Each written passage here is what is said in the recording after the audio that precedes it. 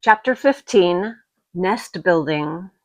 After another week of rain, the high arch of blue sky appeared again, and the sun which poured down was quite hot. Though there had been no chance to see either the secret garden or Dickon, Mistress Mary had enjoyed herself very much. The week had not seemed long. She had spent hours of every day with Colin in his room talking about Rajahs or gardens or Dickon and the cottage on the moor. They had looked at the splendid books and pictures, and sometimes Mary had read things to Colin, and sometimes he had read a little to her. When he was amused and interested, she thought he scarcely looked like an invalid at all, except that his face was so colorless and he was always on the sofa. "You're a sly one to listen and get out of your bed and go following things up like you did that night," Mrs. Medlock said once. "But there's no saying it's not been a sort of blessing to the lot of us. He's not had a tantrum or a whining fit since you made friends. The nurse was just going to give up the case because she was so sick of him, but she says she doesn't mind staying now that you've gone on duty with her," laughing a little. In her talks with Colin, Mary had tried to be very cautious about the secret garden. There were certain things she wanted to find out from him, but she felt she must find them out without asking him direct questions. In the first place, she began to like to be with him. She wanted to discover, as she began to like to be with him, she wanted to discover whether he was the kind of boy you could tell a secret to. He was not in the least like Dickon, but he was evidently so pleased with the idea of a garden no one knew anything about that she thought perhaps he could be trusted. But she had not known him long enough to be sure. The second thing she wanted to find out was this: if he could be trusted, if he really could, wouldn't it be possible to take him to the garden without having anyone find it out? The Grand Doctor had said that he must have fresh air, and Colin had said that he would not mind fresh air in a secret garden. Perhaps if he had a great deal of fresh air and knew Dickon and the robin and saw things growing, he might not think so much about dying. Mary had seen herself in the glass sometimes lately, when she had realized that she looked quite a different creature from the child she had seen when she arrived from India. This child looked nicer. Even Martha had seen a change in her. "The air from the moor has done thee good already," she had said. "Thou'rt not nigh so yeller, and thou'rt not nigh so scrawny. Even the hair doesn't slamp down on the head so flat. It's got some life in it, so as it sticks out a bit." "It's like me," said Mary. "It's growing stronger and fatter. I'm sure there's more of it." "It looks it for sure," said Martha, ruffling it up a little around her face. "Thou'rt not half so ugly when it's that way, and there's a bit of red in the cheeks." If gardens and fresh air had been good for her, perhaps they would be good for Colin. But then, if he hated people to look at him, perhaps he would not like to see Dickon. "Why does it make you angry when you are looked at?" she inquired one day. "I always hated it," he answered, "even when I was very little. Then, when they took me to the seaside and I used to lie in my carriage, everybody used to stare, and ladies would stop and talk to my nurse, and then they would begin to whisper, and I knew then they were saying that I shouldn't live to grow up. Then sometimes the ladies would pat my cheeks and say, 'Poor child.' Once when a lady did that, I screamed out loud and bit her hand. She was so frightened that she ran away." "She thought you had gone mad like a dog," said Mary, not at all admiringly. "I don't care what she thought," said Colin, frowning. "I wonder why you didn't scream and bite me when I came into your room," said Mary. Then she began to smile slowly. "I thought you were a ghost or a dream," he said. "You can't bite a ghost or a dream, and if you scream, they don't care." "Would you hate it if a boy looked at you?" Mary asked uncertainly. He lay back on his cushion and paused thoughtfully. "There's one boy," he said quite slowly, as if he were thinking over every word. "There's one boy I believe I shouldn't mind. It's that boy who knows where the foxes live. Dickon." "I'm sure you wouldn't mind him," said Mary. "The birds don't, and other animals," he said, still thinking it over. "Perhaps that's why I shouldn't. He's a sort of animal charmer, and I am a boy animal." Then he laughed, and she laughed too. In fact, it ended in their both laughing a great deal and finding the idea of a boy animal hiding in his hole very funny indeed. What Mary felt afterwards was that she need not fear about Dickon. On that first morning, when the sky was blue again, Mary wakened very early. The sun was pouring in slanting rays through the blinds, and there was something so joyous in the sight of it that she jumped out of bed and ran to the window. She drew up the blinds and opened the window itself, and a great waft of fresh scented air blew in upon her. The moor was blue, and the whole world looked as if something magic had happened to it. There were tender little fluting sounds here and there and everywhere, as if scores of birds were beginning to tune up for a concert.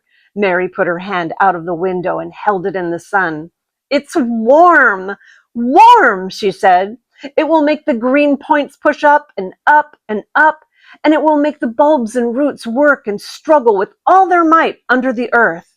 She knelt down and leaned out of the window as far as she could, breathing big breaths and sniffing the air until she laughed because she remembered what Dickon's mother had said about the end of his nose quivering like a rabbit's. "It must be very early," she said. "The little clouds are all pink, and I've never seen the sky look like this. No one is up. I don't even hear the stable boys." A sudden thought made her scramble to her feet. "I can't wait. I'm going to see the garden." She had learned to dress herself by this time, and she put on her clothes in 5 minutes. She knew a small side door, which she could unbolt herself, and she flew downstairs in her stocking feet and put on her shoes in the hall. She unchained and unbolted and unlocked, and when the door was open, she sprang across the step with one bound, and there she was, standing on the grass, which seemed to have turned green, and with the sun pouring down on her, and warm, sweet wafts about her, and the fluting and twittering and singing coming from every bush and tree. She clasped her hands for pure joy and looked up in the sky, and it was so blue and pink and pearly and white and flooded with springtime light that she felt as if she must flute and sing aloud herself, and knew that the thrushes and robins and skylarks could not possibly help it.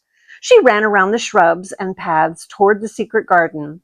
"It's different already," she said. "The grass is greener, and things are sticking up everywhere, and things are uncurling, and green buds of leaves are showing. This afternoon, I am sure Dickon will come." The long, warm rain had done strange things to the herbaceous beds which bordered the walk by the lower wall. There were things sprouting and pushing out from the roots of clumps of plants, and there were actually, here and there, glimpses of royal purple and yellow unfurling among the stems of crocuses. 6 months before, Mistress Mary would not have seen how the world was waking up, but now she missed nothing. When she had reached the place where the door hid itself under the ivy, she was startled by a curious, loud sound. It was the caw-caw of a crow, and it came from the top of the wall, and when she looked up, there sat a big, glossy, plumaged, blue-black bird, looking down at her very wisely indeed. She had never seen a crow so close before, and he made her a little nervous, but the next moment he spread his wings and flapped away across the garden. She hoped he was not going to stay inside, and she pushed the door open, wondering if he would. When she got fairly into the garden, she saw that he probably did intend to stay because he had alighted on a dwarf apple tree, and under the apple tree was lying a little reddish animal with a bushy tail, and both of them were watching the stooping body and rust-red head of Dickon, who was kneeling on the grass, working hard. Mary flew across the grass to him. "Oh, Dickon, Dickon," she cried out. "How could you get here so early? How could you? The sun has only just got up." He got up himself, laughing and glowing and tousled, his eyes like a bit of the sky. He said, "I was up long before him. How could I have stayed abed? The world's all fair begun again this morning, it has, and it's working and humming and scratching and piping and nest building and breathing out scents till you've got to be out on it 'stead of lying on your back." When the sun did jump up, the moor went mad for joy, and I was in the midst of the heather, and I run like mad myself, shouting and singing. and I come straight here. I couldn't have stayed away. Why, the garden was lying here waiting." Mary put her hands on her chest, panting as if she'd been running herself. "Oh, Dickon, Dickon," she said, "I'm so happy I can scarcely breathe." Seeing him talking to a stranger, the little bushy-tailed animal rose from its place under a tree and came to him, and the rook, cawing once, flew down from its branch and settled quietly on his shoulder. "This is the little fox cub," he said, rubbing the little reddish animal's head. "It's named Captain, and this here's Soot. Soot, he flew across the moor with me and Captain. He run the same as if the hounds had been after him. They both felt the same as I did." Neither of the creatures looked as if he were the least afraid of Mary. When Dickon began to walk about, Soot stayed on his shoulder, and Captain trotted quietly close to his side. "See here," said Dickon. "See how these has pushed up, and these, and look at these here." He threw himself upon his knees, and Mary went down beside him. They had come upon a whole clump of crocuses, burst into purple and orange and gold. Mary bent her face down and kissed them. "You never kiss a person in that way," she said when she lifted her head. "Flowers are so different." He looked puzzled, but smiled. He said, "I've kissed Mother many a time that way when I come in from the moor after a day's roaming, and she stood there at the door in the sun looking so glad and comfortable." They ran from one part of the garden to another and found so many wonders that they were obliged to remind themselves that they must whisper or speak low. He showed her swelling leaf buds on rose branches which had seemed dead. He showed her 10,000 new green points pushing through the mold. They put their eager young noses close to the earth and sniffed its warmed springtime breathing. They dug and pulled and laughed low with rapture until Mistress Mary's hair was as tumbled as Dickon's, and her cheeks were almost as poppy red as his. There was every joy on earth in the secret garden that morning, and in the midst of them came a delight more delightful than all because it was more wonderful. Swiftly, something flew across the wall and darted through the trees to a close-grown corner, a little flare of red-breasted bird with something hanging from its beak. Dickon stood quite still and put his hand on Mary, almost as if they had suddenly found themselves laughing in a church. "We mun not stir," he whispered in broad Yorkshire. "We mun not scarce breathe. I knowed he was mate hunting when I seed him last. It's Ben Weatherstaff's robin. He's building his nest. He'll stay here if us don't fight him." They settled down softly upon the grass and sat there without moving. "Us mustn't seem as if we was watching him too close," said Dickon. "He'd be out with us for good if he got the notion us was interfering now. He'll be a good bit different till this is all over. He's setting up housekeeping. He'll be shyer and readier to take things ill. He's got no time for visiting and gossiping. Us must keep still a bit and try to look as if us was grass and trees and bushes. Then, when he's got used to seeing us, I'll chirp a bit, and he'll know us'll not be in his way."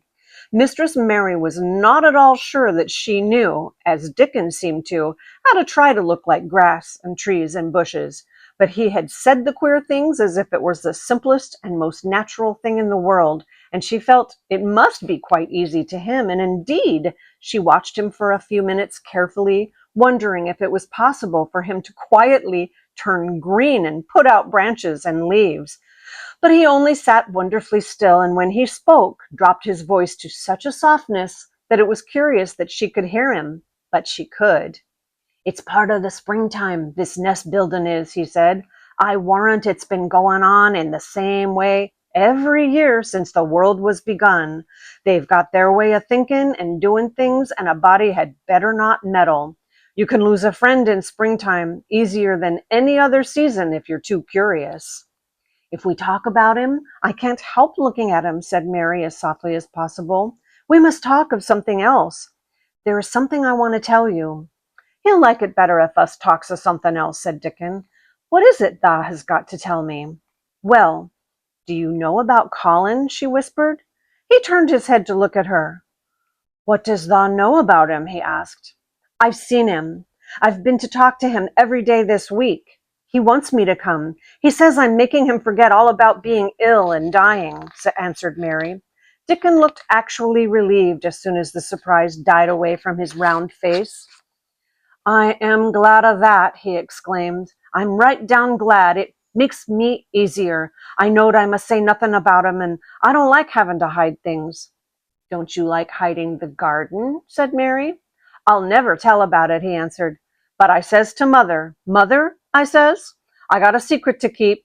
It's not a bad 'un. Thou knows that. It's no worse than hiding where a bird's nest is. Thou doesn't mind it, does thou? Mary always wanted to hear about Mother. What did she say? She asked, not at all afraid to hear. Dickon grinned sweet-temperedly. It was just like her what she said, he answered. She give my head a bit of a rub and laughed, and she says, lad, they can have all the secrets thou likes. I've knowed thee 12 year. How did you know about Colin? Asked Mary. Everybody as knowed about Mr. Craven knowed there was a little lad as was like to be a cripple, and they knowed Master Craven didn't like him to be talked about. Folks is sorry for Mr. Craven because Mrs. Craven was such a pretty young lady, and they was so fond of each other. Mrs. Medlock stops in our cottage whenever she goes to Thwaite, and she doesn't mind talking to Mother before us children, because she knows us has been brought up to be trusty. How did thou find out about him? Martha was in fine trouble last time she came home. She said that thou'd heard him frettin' and thou was asking questions, and she didn't know what to say. Mary told him her story about the midnight wuthering of the wind which had wakened her, and about the faint, far-off sounds of the complaining voice which had led her down the dark corridors with her candle, and had ended with her opening of the door and of the dimly lighted room with the carven four-posted bed in the corner. When she described the small ivory-white face and the strange black-rimmed eyes, Dickon shook his head. Them's just like his mother's eyes, only hers was always laughin', they say, he said. They say as Mr. Craven can't bear to see him when he's awake, and it's because his eyes is so like his mother's and yet look so different in his miserable bit of a face. Do you think he wants him to die? Whispered Mary. No, but he wishes he'd never been born. Mother says that the worst thing on earth for a child, that's the worst thing on earth for a child. Them as is not wanted scarce ever thrives. Mr. Craven, he'd buy anything as money could buy for the poor lad, but he'd like to forget as he's on earth. For one thing, he's afraid he'll look at him someday and find he's growed a hunchback. Colin's so afraid of it himself that he won't sit up, said Mary. He says he's always thinking that if he should feel a lump coming, he should go crazy and scream himself to death. He oughtn't to lie there thinking things like that, said Dickon. No lad could get well as thought them sort of things. The fox was lying on the grass close by him, looking up to ask for a pat now and then, and Dickon bent down and rubbed his neck softly and thought a few minutes in silence. Presently he lifted his head and looked around the garden. When first we got in here, he said, it seemed like everything was gray. Look around now and tell me if thou doesn't see a difference. Mary looked and caught her breath a little. Why, she cried, the gray wall is changing. It is as if a green mist were creeping over it. It's almost like a green gauze veil. Aye, said Dickon, and it'll be greener and greener till the gray's all gone. Can thou guess what I was thinking? I know it was something nice, said Mary eagerly. I believe it was something about Colin. I was thinking that if he was out here, he wouldn't be watching for lumps to grow on his back. He'd be watching for buds to break on the rose bushes, and he'd likely be healthier, explained Dickon. I was wondering if us could ever get him in the humor to come out here and lie under the trees in his carriage. I've been wondering that myself. I've thought of it almost every time I've talked to him, said Mary. I've wondered if he could keep a secret, and I've wondered if we could bring him here without anyone seeing us. I thought perhaps you could push his carriage. The doctor said he must have fresh air, and if he wants us to take him out, no one dare disobey him. He won't go out for other people, and perhaps they will be glad if he will go out with us. He could order the gardeners to keep away so they wouldn't find out.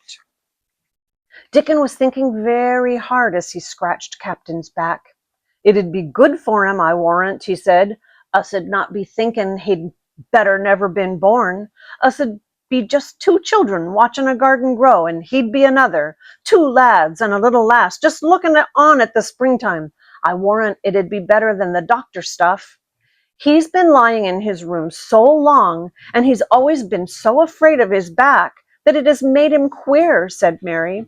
He knows a good many things out of books, but he doesn't know anything else. He says he has been too ill to notice things, and he hates going out of doors, and hates gardens and gardeners. But he likes to hear about this garden because it is a secret. I daren't tell him much, but he said he wanted to see it. Us'll have him out here sometime for sure, said Dickon. I could push his carriage well enough. Has thou noticed how the robin and his mate has been working while we been sitting here? Look at him perched on that branch, wondering where it'd be best to put that twig he's got in his beak. He made one of his low whistling calls, and the robin turned his head and looked at him inquiringly, still holding his twig. Dickon spoke to him as Ben Weatherstaff did, but Dickon's tone was one of friendly advice. Where's ever thou puts it, he said, it'll be right. Thou knew how to build thy nest before thou came out of the egg. Get on with thee, lad. Thou'st got no time to lose. Oh, I do like to hear you talk to him, said Mary, laughing delightedly. Ben Weatherstaff scolds him and makes fun of him, and he hops about and looks as if he understood every word, and I know he likes it. Ben Weatherstaff says he's so conceited he would rather have stones thrown at him than not be noticed. Dickon laughed too and went on talking. Thou knows us, won't trouble thee, he said to the robin. Us is near being wild things ourselves. Us is nest building too, bless thee. Look out thou doesn't tell on us. And though the robin did not answer, because his beak was occupied, Mary knew that when he flew away with his twig to his own corner of the garden, the darkness of his dew-bright eye meant that he would not tell their secret for the world.